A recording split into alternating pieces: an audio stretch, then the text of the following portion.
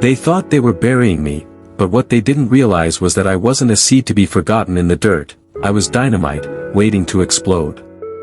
After 15 years of loyalty, they dragged me into a glass room, smiled with plastic faces, and told me I was no longer needed. That was the moment I stopped being their victim, and became their reckoning.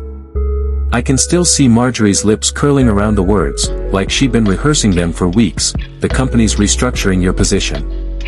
Denise from HR sat beside her, sliding a folder across the table, her eyes already searching for the next box to tick. 15 years of my blood, my sleepless nights, my ideas, and they boiled it all down to a manila folder stuffed with severance papers. They expected tears. They expected begging. Instead, I smiled. I said, I completely understand. Their relief was almost insulting. In their minds, I was just another aging woman being swept out to make room for a younger, cheaper version of me.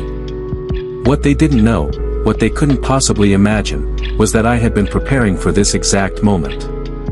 Weeks earlier, a stray email had landed in my inbox, a thread I was never meant to see. It spoke of transition timelines and removing redundant leadership. Redundant. That's what they called me. But the joke was on them. Because the algorithm, the one that powered their flagship product, the one Victor Lawson had strutted across stages bragging about as if it were his brainchild, that was mine. Every line of code, every sleepless night staring at glowing screens while the rest of the world slept, I built it. And their so-called oversight? They never filed the patent. Claimed they forgot. But I dug deeper. And what I found wasn't a mistake, it was strategy. A memo, cold and calculated, outlining how they'd erase me from the history of my own invention, shove me out the door, and cash in without giving me credit. But I was already one step ahead. In the quiet hours after work, on my own machines, I'd built something greater, an enhanced version of the algorithm that left the original in the dust. I filed for a patent in my own name, documented down to the second. By the time they were sharpening their knives, the law already had my back. The night they cut me loose, I met Gregory Sullivan, the CEO of their fiercest rival. We sat hidden behind Japanese screens in a quiet restaurant, the world bustling outside, unaware of the storm about to break. They actually did it? Greg asked, shaking his head. I nodded. They just handed me to you on a silver platter. By Monday morning, the headlines were everywhere. Precision Systems acquires revolutionary algorithm, hires creator as Chief Innovation Officer. My photo. My name. My work. Finally, in lights. And at TechVantage. Chaos. My former team flooded my phone with updates, servers dragged into conference rooms, lawyers digging frantically, board members demanding answers.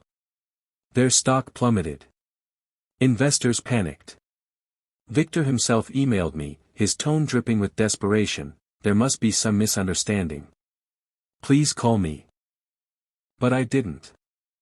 I forwarded it to my new legal team with 3 simple words, handle this, please. By the end of that week, TechVantage was in free fall, stock down 23%, clients defecting, employees resigning in waves. Meanwhile, I walked into my new corner office, floor-to-ceiling windows pouring light onto the desk where my nameplate gleamed, Dr. Alara Grant, Chief Innovation Officer. The same executives who thought I was disposable were now forced to negotiate for the very air their company breathed. And me? I didn't just survive their betrayal. I turned it into my rebirth. So here's my question for you. If you discovered the people you trusted most were quietly plotting your erasure, would you walk away quietly, or would you burn their empire to the ground, one signature at a time?